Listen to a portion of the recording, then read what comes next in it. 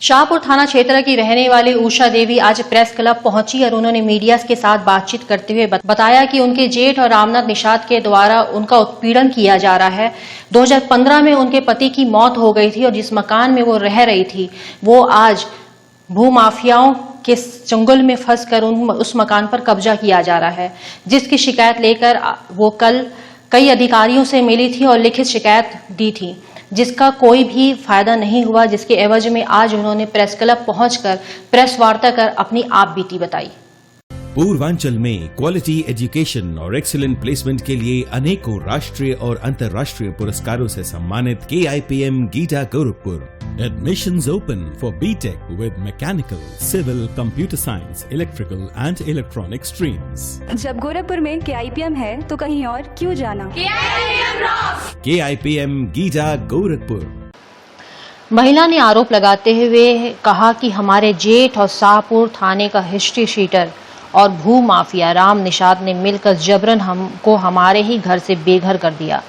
महादेव झारखंडी टुकड़ा नंबर 3 झरना टोला थाना शाहपुर की रहने वाली उषा देवी पत्नी स्वर्गीय रवि प्रकाश ने ADM सिटी से लेकर पुलिस प्रशासन तक न्याय की गुहार लगा चुकी है।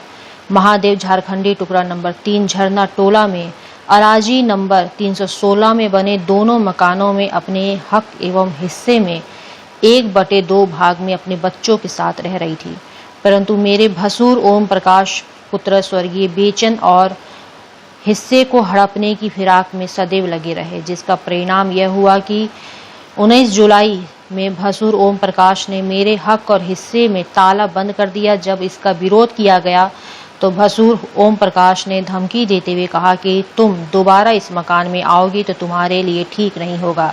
इसी बीच रामनाथ निषाद पुत्र स्वर्गीय पलटू प्रसाद ने अपने साजिश में लेकर मेरे हक और हिस्से की जमीन को अपनी पत्नी सीमा के नाम से करवा लिया, जो कि पूर्ण रूप से फर्जी तरीके से किया गया है।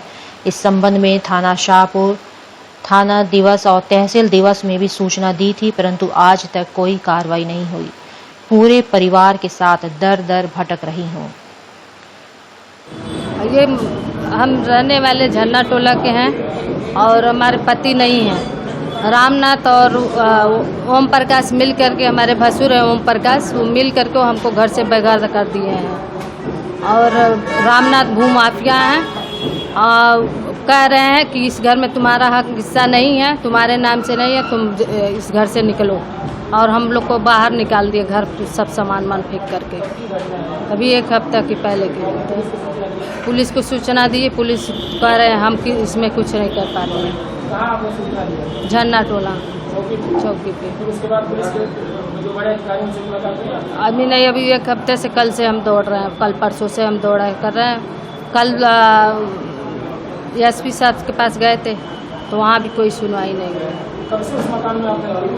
उस मकान में हम बहुत पहले से रह रहे हैं, जब से लिखा है तब से 2012 से लिखाया है, तब से हम रह रहे हैं।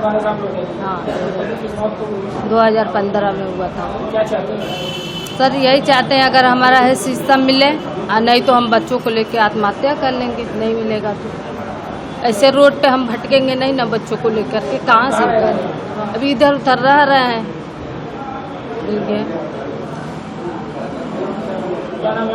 उषा शाहपुर।